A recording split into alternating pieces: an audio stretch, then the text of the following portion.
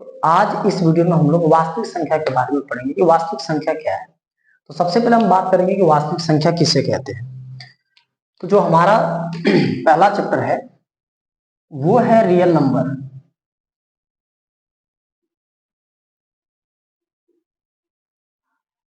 अब हम इस रियल नंबर्स को समझते हैं कि रियल नंबर्स क्या होता है। तो रियल नंबर को हम लोग हिंदी में कहते हैं वास्तविक संख्याएं। तो हमारे पास इसका हिंदी नेम आता है वास्तविक संख्याएं। वास्तविक संख्याएं। बात यह है कि वास्तविक संख्या किसे कहते हैं। जब परमीय संख्या व अपरमीय संख्या दोनों का आपस में मिलन होता है या दोनों आपस में सम्मिलित होते हैं तो उसे हम लोग कहते हैं वास्तविक संख्या। तो वास्तविक संख्या का निर्माण किससे होता है? परिमेय व अपरिमेय संख्याओं के योग से होता है। तो इसमें आपका परिमेय संख्या और दूसरी अपरिमेय संख्या, यानी परिमेय संख्या और अपरिमेय संख्या जब दोनों लोग मिलती हैं तो वास्तविक संख्या का निर्माण होता है। तो हमने देखा कि जब वास्तविक संख्या को हमें बनाना है तो दो संख्याएं मिलकर के एक वास्तविक संख्या का निर्माण कर रही है और जिस संख्या का निर्माण कर रही है वो वास्तविक संख्या है। तो सिंपल चीज है कि दुनिया की सारी जो संख्याएं हैं इन वास्तविक संख्या के अंतर्गत आ जाती है, लेकिन बात यह है कि एक ही एक ऐसी संख्या जो कि इसके अंदर नहीं आती, जिसको हम लोग आभासी संख्या कहते हैं। यानी आभासी संख्या ऐसी संख्या होती है जो करड़ी के अंदर निगेटिव के रूप में आती है, उसको आभासी संख्या कहते हैं। केवल आभास कर सकते हैं लेकिन उसका रियल वैल्यू नहीं देख सकते हैं। जैसे हम लोग परिमेय संख्या की मान लीजिए बात करते हैं तो इसमें कुछ एग्जांपल ले लेता हूं, पहले डिफाइन कर लेता हूं। परिमेय संख्या वह संख्या होती है जो अंश बटे हर के रूप में व्यक्त की जाती है, जिसे p बटे q के फॉर्म में हम व्यक्त कर सकते हैं। तो परिमेय संख्या उसे कहते हैं। परिमेय संख्या में एग्जांपल हम लेते हैं। जीरो भी एक परिमेय संख्या है। 0/1, 0/2, 1/2, 3/2, -4/5, माइनस का 10/13, ये सब क्या है? ये हमारी परिमेय संख्या है। अब हम बात करते हैं अपरिमेय संख्या की। यानी सभी अभाज्य संख्याओं को यदि हम करड़ी के अंदर रख देते हैं तो वो संख्या आपकी कहलाती है अपरिमेय संख्या। यानी ऐसी संख्या जिसका कड़ी के अंदर स्थान हो लेकिन बाहर निकलने को उसका मूल वैल्यू ना पता हो, जिसे हम लोग कहते हैं अपरिमेय संख्या। तो ऐसी संख्या अपरिमेय संख्या कहलाती है। जैसे मैं इसका एग्जांपल देता हूं,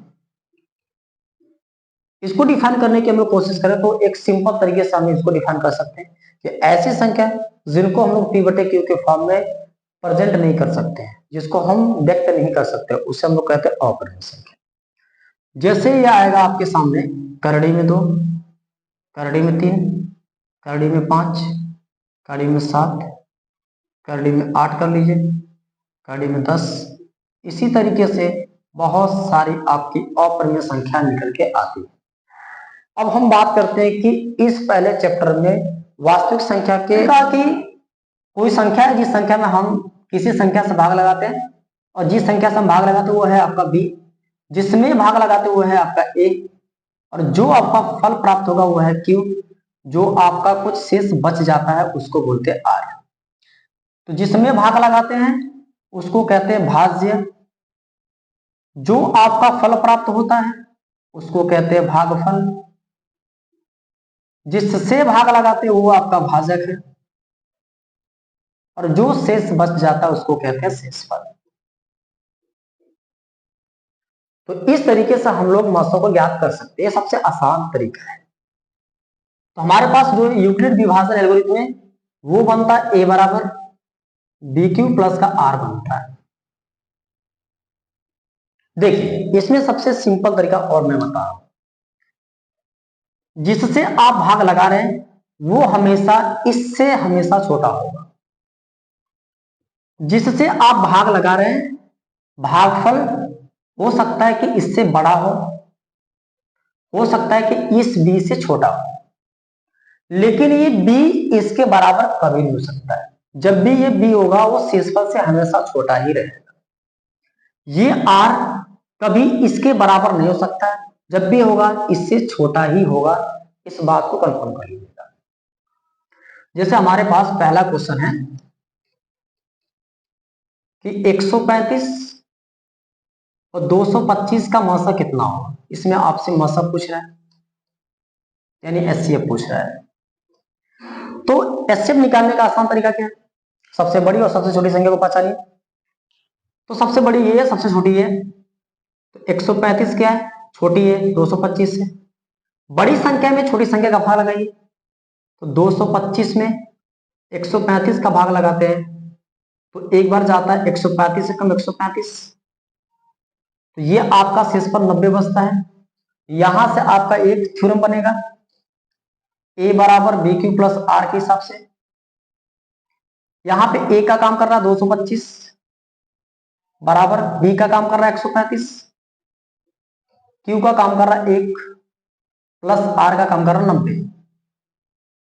उसी तरीके से अब हमें 90 से भाग लगाना है, तो इस भाजक को मुझे फिर से बनाना है, क्या भाज्य बनाना है। तो 135 में 90 का भाग करते एक बार जाएगा, 90 कम 90, यहां बचेगा 45। दूसरा स्टेप मेरा बन गया, तो ये बनेगा 135 का काम ए कर रहा है, मैंने एक का काम 135 बराबर 90 गुणे 1, 90 गुणे 1 बनेगा प्लस शेषफल आपका 45 है। ये दूसरा आपका स्टेप बन गया। उसी तरीके से 45 से भाग लगाना है, इस 90 भाजक को क्या बनाएंगे, भाज्य बनाएंगे। 45 गुना के 90 होगा, कट करेंगे 0 आ जाएगा, शेषफल 0 प्राप्त हो गया। मतलब अब मुझे जो है मसा निकल गया। वो मसा मेरा क्या है, ये आपका 45 हो गया मसा, यानी एचसीएफ आपका क्या निकल गया है 45 आ गया, क्योंकि इसने ही भाग दिया तो शेषफल क्या मिला 0 मिला। तो हमारे पास स्टेप मिला 90 का, तो 90 बराबर 45 गुणे 2 प्लस का शेषफल क्या मिला 0 मिला। जब शेषफल 0 प्राप्त हो जाता है तो हमें मसा या एचसीएफ ज्ञात हो जाता है। तो जो आपका मस वो आपका है 196 वो 38,220। इसमें हमें मसा को निकालना है, तो ये बड़ा है ये छोटा है, 196 छोटा है 38,220 से। तो 38,220 में हम 196 का भाग लगाते हैं, ये कितने बार जाएगा, सबसे पहले जाएगा एक बार, 196 कम 196 एक बार जाएगा, कम करते हैं 12 से 6 जाएगा 6, 7 से 9 नहीं जाएगा, 17 से 9 जाएगा 8, और यहां से आपका जाएगा एक बचा, 2 उतरेगा। अब करीबन 200 के 9 दूना 18, 9 बार में जाएगा, तो 9 बार लिखेंगे, 9 छंग 54, 4 लगा 6 लगा 5 आपका 9 9 81 बनेगा, और 81 5 86, 86 के 6 और हाथ में लगा आपका 8, 9 एकम 9 और 9 8 17, तो यहाँ आपका 17 बन गया। 12 से 4 जाएगा 8, यहाँ से 5 बचा, 15 से 6 जाएगा 9, 17 से 17 पूरा कट गया, ये आपका 0 उतरेगा, ये 5 बार चला जाएगा, 5 छक्का 30 के 0 लगा 3, 5 9 45, 45 3 48 के 8, हाथ में लगा आपका 4, 5 कम 5 5 4 9, तो ये कटेगा, तो शेषफल आपका 0 प्राप्त हो गया। यानी यहाँ से जो यूक्लिड विभाजक एल्गोरिथम बनेगा वो बनेगा ए बराबर बी क्यू प्लस आर के हिसाब से। तो ए का काम कर रहा है 38,220, तो 38,220 बराबर बी का काम कर रहा है 196 और क्यू का काम कर रहा है 195 और प्लस आर का काम कर रहा है 0। तो इस तरीके से हमारा जो मौसा निकल के आएगा वो मौसा आपका कहलाएगा 196। 196 हमारा मौसा कहलाएगा, क्योंकि इसने ही भाग करके शेषफल 0 प्राप्त कराया है। उसके बाद हमारा क्वेश्चन नंबर 2 है। क्वेश्चन नंबर 2 में आपसे करें कि यूक्लिडी एल्गोरिथम के प्रयोग से 240 व 228 का एचसीएफ कितना होगा। तो क्वेश्चन नंबर आपका 2 है, 240 व 228 का एचसीएफ पूछ रहा है।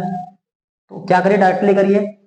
228 में देखिए 228 छोटा है, 240 बड़ा है, तो 240 में भाग लगाएंगे 228 का, एक बार जाएगा, 228 से कम 228, यहां से आपका 12 बचा, 12 का भाग लगाना 228 में, 12 एक कम 12, बचा आपका 10 या 8, 12 नवा 108, ये आपका टोटल कट गया।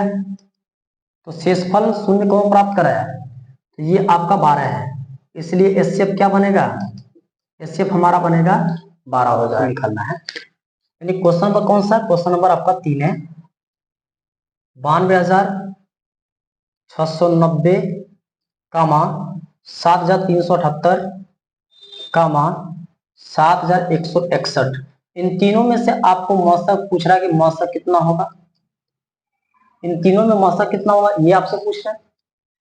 तो हमने आपको बताया था कि जो सबसे बड़ा नंबर होगा उसमें सबसे छोटा नंबर का भाग लगाइए, और तब तक भाग लगे जब तक कि शेषफल 0 प्राप्त न हो सके। तो सबसे बड़ा नंबर हमारा है 92,690, फिर उससे छोटा 7,378, फिर उससे छोटा 7,161 है। अब 7,161 का भाग इसमें लगाएंगे, 7,161 का भाग लगाएंगे 92,690 में, तो ये आपका जाएगा एक बार, तो 7,161 एकम 7,161, 9 से 1 जाएगा 8, 6 से 6 0, 9 से 2 से 1 जाएगा आपका 1, 9 से 7 2, अब क्या करेंगे 0 हो गया। अब 21,000 आपको 80 मिला, उसमें आपको 7,161 का भाग लगा, तो 7 लेके 21 3 बार तो जाना नहीं है, 2 बार जाएगा, 2 एक कम 2 बनेगा, 2 छंग 12, 12 के 2 हाथ में लगा 1, 2 एक कम 2, 2 एक 3 बनेगा, 2 7 14, यहां से 14 हो गया, इसको कम करिए, 10 से 2 जाएगा 8, 7 से 2 जाएगा 5, यहाँ 10, 10 से 3 जाएगा 7, यहाँ 20 से 14 जाएगा 6, 6,758।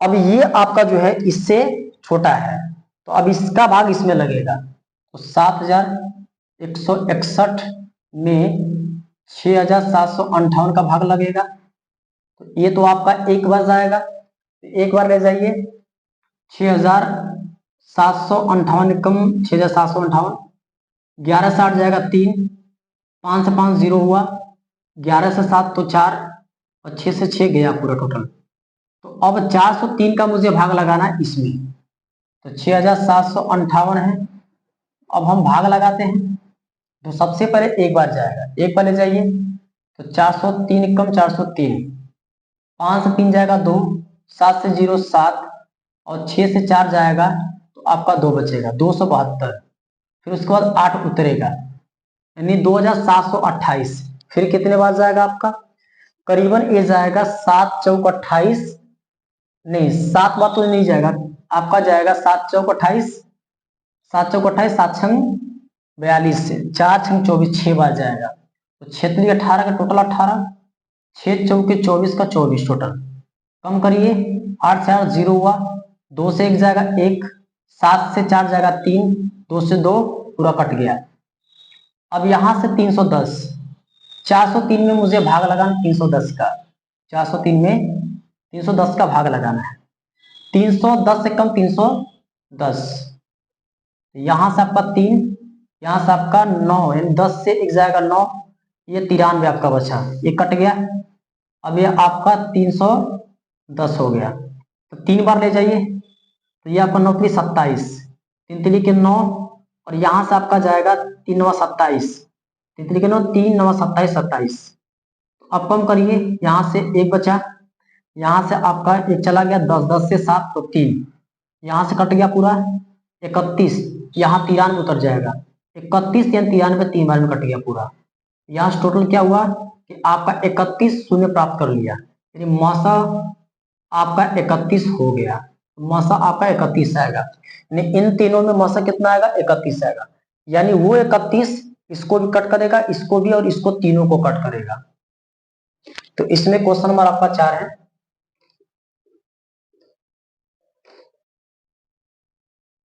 ये आपका 306 और 1314 है, इसमें आपको मौसा बताना है, मौसा कितना होगा, तो आइए देखते हैं।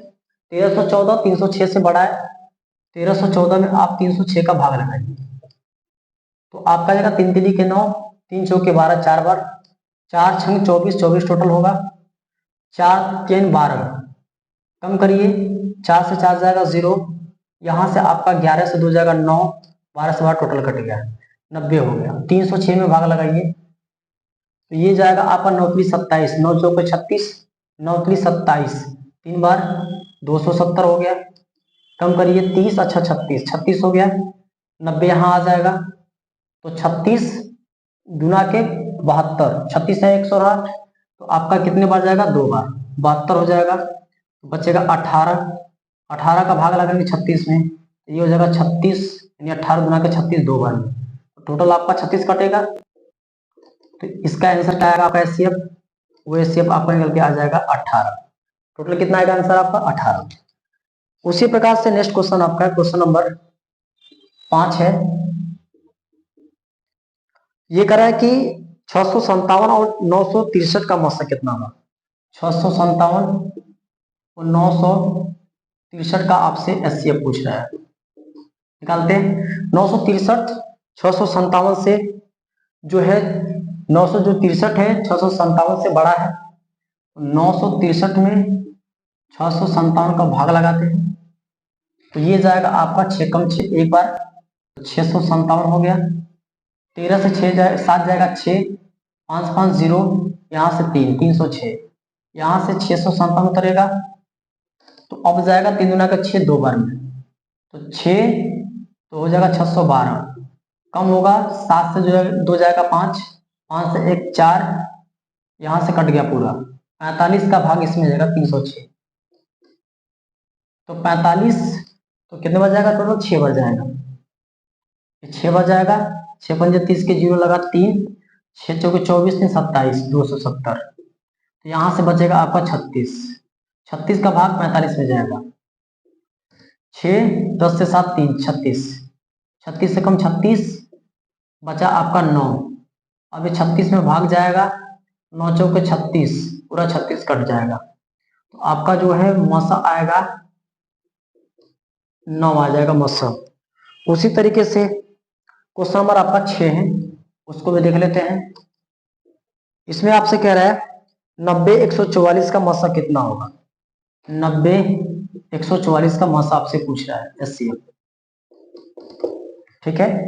90 का भाग लगाएंगे 144 में, तो 90 का लगाएंगे 144 में, तो 90 कम 90 एक बार, तो ये आपका बचा 4 और 14 से हो जाएगा 5 54, तो 54 का 90 में भाग जाएगा एक बार, 54 कम 54, तो आपका बचा 10 से 4 6, और यहाँ से 8 से 5 तो 3 36, तो यहाँ से 54 36 से कम 36, तो यहाँ से आपका बचेगा 14 से 6 तो 8, 4 से 3 तो 1 18, 36 में भाग लग जाएगा 18 का 2 बार, 18 में 36 टोटल कटेगा, यानी आपका जो मसा है वो निकल के आएगा 18।